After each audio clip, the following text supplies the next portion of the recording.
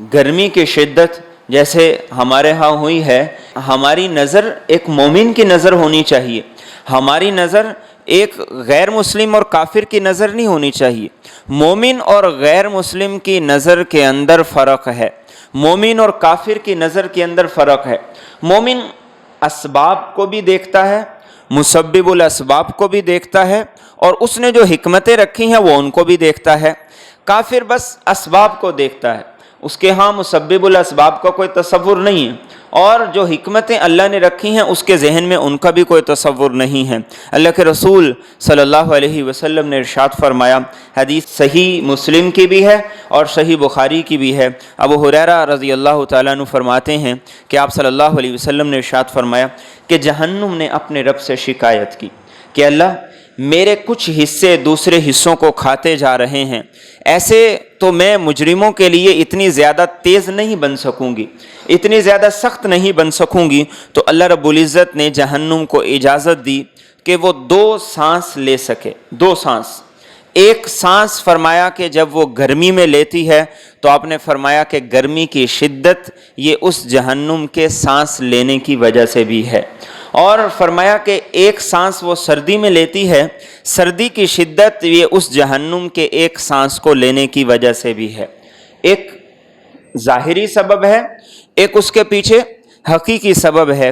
جیسے ایک لائٹ ہے، لائٹ جلتی ہوئی تو نظر آتی ہے، ظاہر کیا ہے؟ بٹن چلایا ہے، لائٹ چل گئی ہے، پنکھا چل گیا ہے، روشنی ہو گئی ہے، ہوا مل گئی ہے، لیکن اس کے پیچھے ایک سبب ہے، وہ کیا ہے؟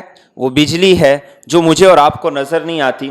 تو فرمایا کہ ایسے ہی اللہ رب العزت نے جہنم کے لیے 2 سانس لینے کی اجازت دی۔ گرمی کی شدت یہ جہنم کے سانس کا اثر ہے، سردی کی شدت یہ جہنم کے سانس کا اثر ہے۔ اسی لیے رسول اکرم صلی اللہ علیہ وسلم نے حدیث مبارکہ کے اندر یہ فرمایا، اذا اشتد الحر فابردوا بالصلاۃ۔ آپ نے فرمایا جب گرمی کی شدت ہو، گرمی کا موسم ہو، تو ظہر کی نماز کو ٹھنڈا کر کے پڑھا کرو، ظہر کی نماز کو تاخیر کر کے پڑھا کرو۔ فإن شدت الحر من فیح جہنم۔ آپ نے فرمایا کہ گرمی کی شدت یہ جہنم کی گرمی کی شدت کی ایک علامت اور نشانی ہے۔ مومن کی نگاہ وہ عبرت کی نگاہ ہونی چاہیے۔ گرمی کی شدت یہ اسے جہنم کی شدت کی یاد دلاتی ہے، وہ اس گرمی کی وجہ سے وہ اللہ کی اطاعت فرما برداری سے پیچھے نہیں رہتا۔ غزوہ تبوک کے موقع پر جب سخت گرمی اور لمبا سفر، سواریاں بھی نہیں ہیں، قحط بھی بہت زیادہ ہے، سفر بھی بہت طویل ہے، منافقین نے مسلمانوں کو روکنے کے لیے مختلف قسم کے ہیلے بہانے کی، کبھی خود اجازت لینے کے لیے آگے، کبھی کوئی اور ہیلا بہانا۔ تو ایک انہوں نے کہا لا تنفروا فی الحر، بڑی شدید گرمی ہے، نہ جاؤ، گھروں کے اندر بیٹھے رہو، یہاں ٹھنڈے پانی ہیں اور ٹھنڈے سائے ہیں۔